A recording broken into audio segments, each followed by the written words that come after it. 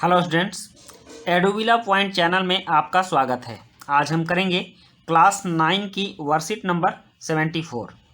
ये worksheet class 9 की हिंदी विषय की वर्कशीट है और इस वर्कशीट को हम आज कंप्लीट करने वाले हैं। डेट है 18/1/2021। तो चलिए शुरू करते हैं। प्रस्तुत पाठ मेरे संग की औरतें मृदुला गर्ग द्वारा लिखा गया एक संस्मरण है।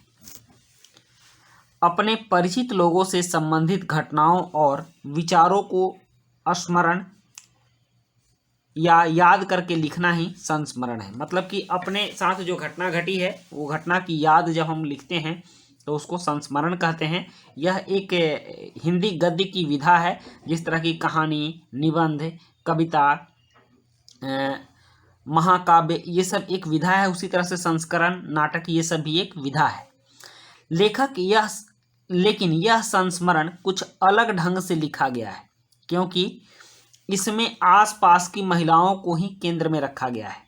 इसमें दिखाया गया है कि औरतें परंपरा का पालन करते हुए भी लीक से हटकर, मतलब कि जो परंपरा चली आ रही है उससे हटकर कुछ नया कर सकती हैं।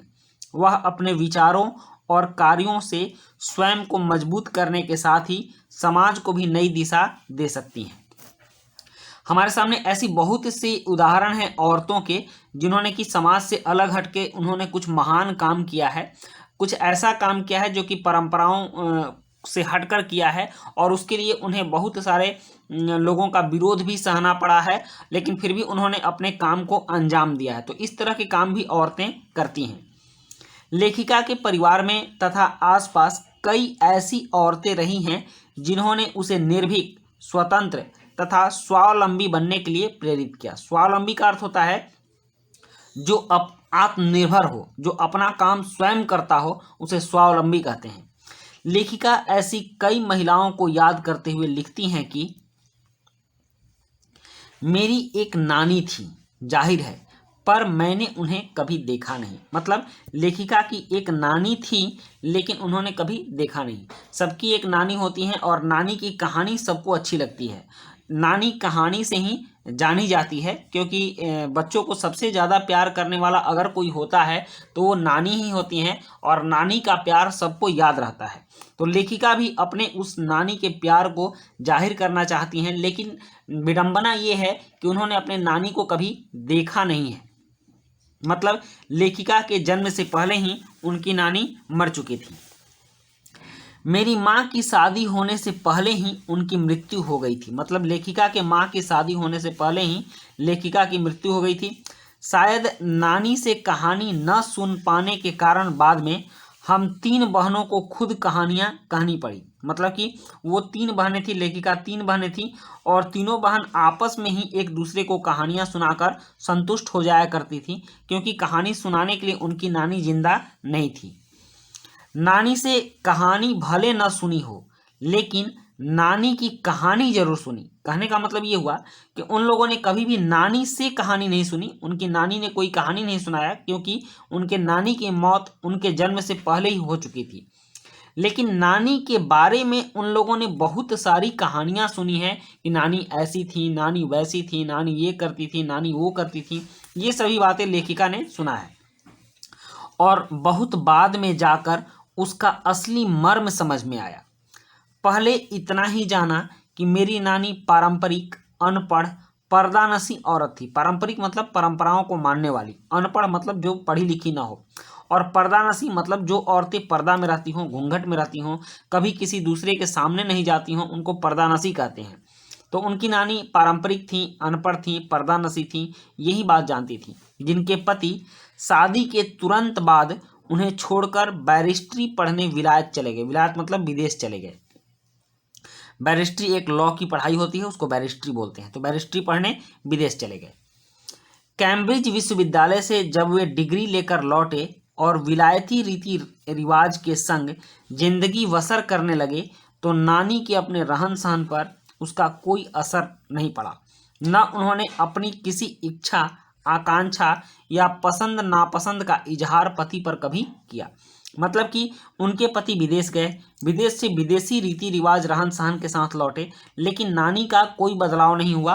वो पहले भी पारंपरिक थी, अनपढ़ थी, पर्दानशी थी। आज भी वो पारंपरिक थी, अनपढ़ थी और पर्दानशी ही थी।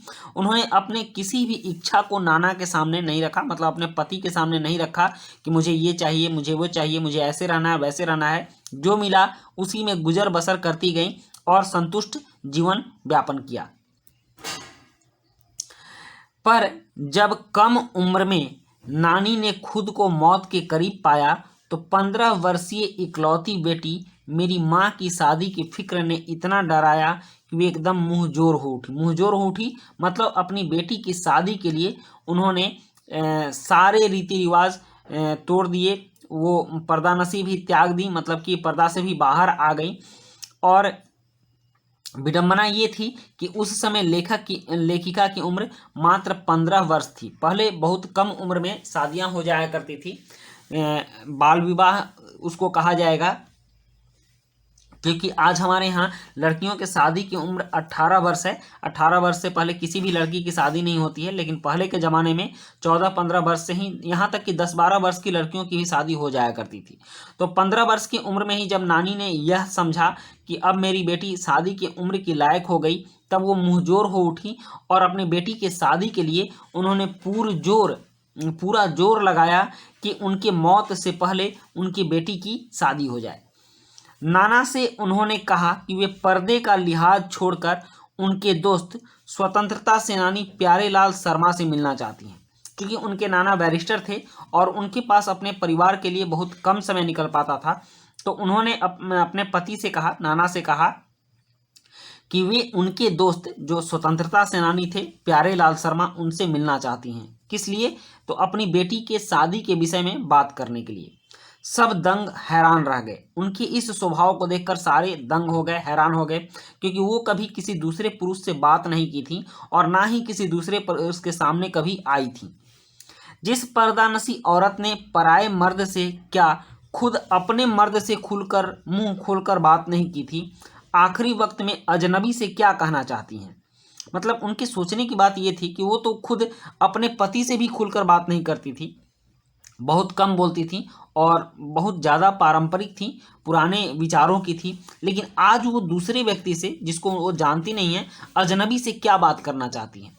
पर नाना ने वक्त की कमी और मौके की नज़ाकत की लाज रखी। मतलब कि वो जानते थे कि नानी तुरंत मरने वाली है, उनके बेटी की शादी भी करनी है, तो उन्होंने कोई सवाल जवाब नहीं किया। सवाल जवाब में वक्त बर्बाद करने के बजाय फौरन जाकर दोस्त को लिवा लाए और बीवी के हुजूर में पेश कर दिया और अपने पत्नी के सामने खड़ा कर दिए कि जो बात करनी है कर लो। तो इस तरह से हमने इस वर्कशीट में इस पाठ के कुछ अंश को जाना। अब यहाँ कठिन शब्दों के अर्थ देखते हैं। पर्दानशी मतलब पर्दा करने वाली स्त्री। मुंहजोर मतलब अधिक बोलने वाली, अपनी बातों को पुरजोर तरीके से रखने वाली को मुंहजोर कहते हैं। पराये मतलब दूसरे। अब प्रश्नों की बारी। यहाँ कुछ प्रश्न हैं, जैसे यहाँ पर लेखिका ने किसका वर्णन किया है। दूसरा प्रश्न है नानाजी विलायती जिंदगी क्यों पसंद करने लगे। और प्रश्न 3 है नानी स्वतंत्रता सेनानी प्यारेलाल शर्मा से क्यों मिलना चाहती थी।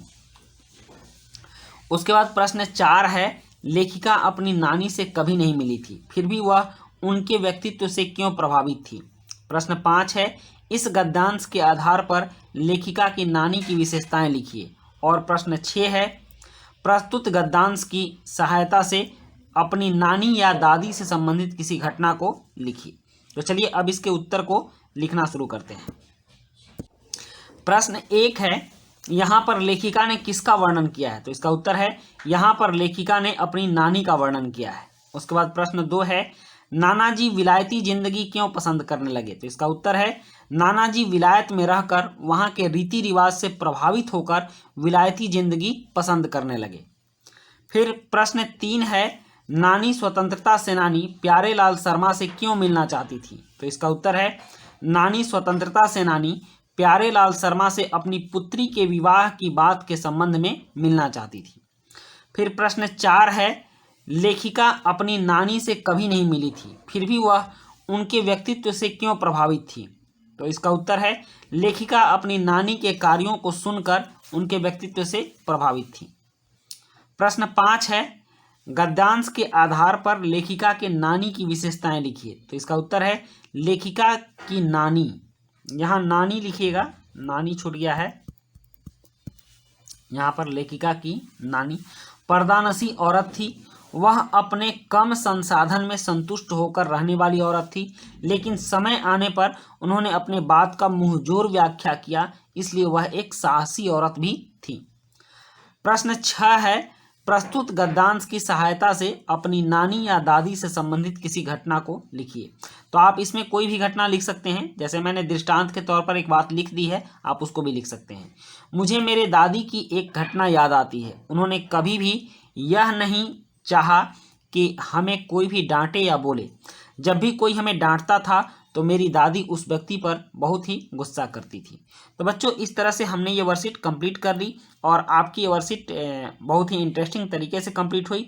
मिलते हैं नेक्स्ट वर्कशीट में। वीडियो अच्छी लगी हो तो लाइक, सब्सक्राइब, कमेंट जरूर कीजिएगा। Thank you.